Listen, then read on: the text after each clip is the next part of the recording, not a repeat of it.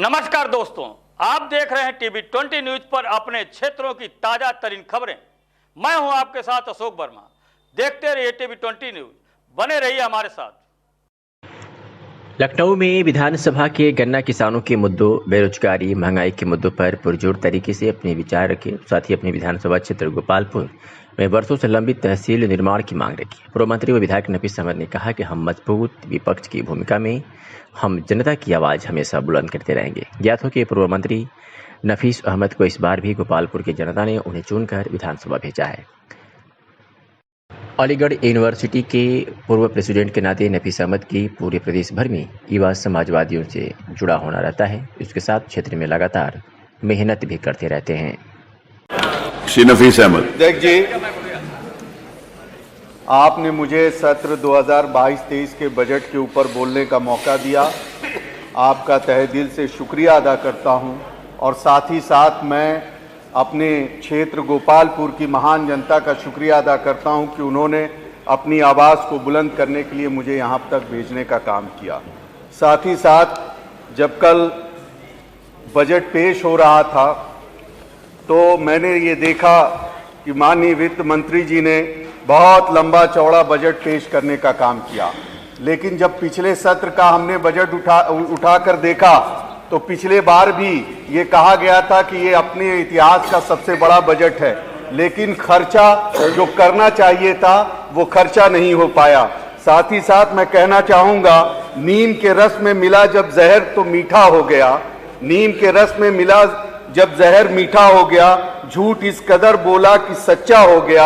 इतना सच बोल कि होठों का तबस्सुम ना बुझे, रोशनी खत्म न कर आगे अंधेरा हो जाए।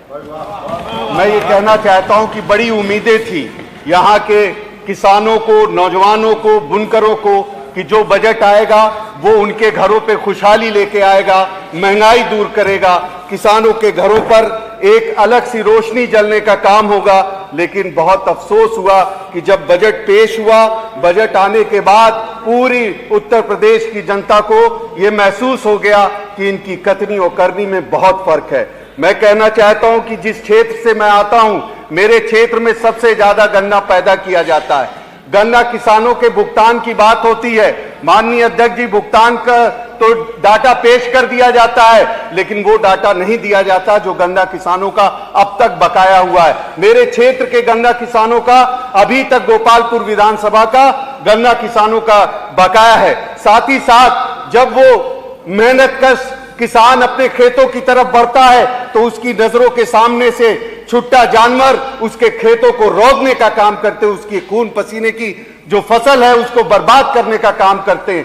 कहीं तो ऐसा बार बार घटनाएं हो जा रही हैं, उनको जान गंवानी पड़ती है। हमने तो ये सोचा था कि जैसे हमारे नेता माननीय अखिलेश यादव जी ने दुर्घटना बीमा को 1 लाख से 5 लाख कर दिया, हम सोचे थे कि किसानों के हित में करने के लिए ये 5 लाख से उसको 10 लाख करने का काम करेंगे, लेकिन आज तक वो वहीं पर ही अटका हुआ है। साथ ही साथ मैं कहना चाहता हूं कि उत्तर प्रदेश देश का सबसे बड़ा प्रदेश है, यहां में सबसे ज्यादा नौजवानों की जनसंख्या है, लेकिन नौजवानों का कोई ध्यान नहीं है। आज नौजवान सड़कों पे बेरोजगारी की मार झेल रहा है, उनके पास रोजगार नहीं है। जो रोजगार का डाटा दिया जा रहा है, दोपहर में मंत्री जी कहते हैं कि 4.5 लाख नौकरी दे दी, और दोपहर के बाद माननीय मुख्यमंत्री जी कहते हैं 5 लाख नौकरी दे दी। और घोषणा पत्र, संकल्प पत्र में इन्होंने कहा, वादा किया था कि हम 70 लाख नौकरी देने का काम करेंगे, लेकिन आज नौजवानों को नौकरी नहीं मिल रही।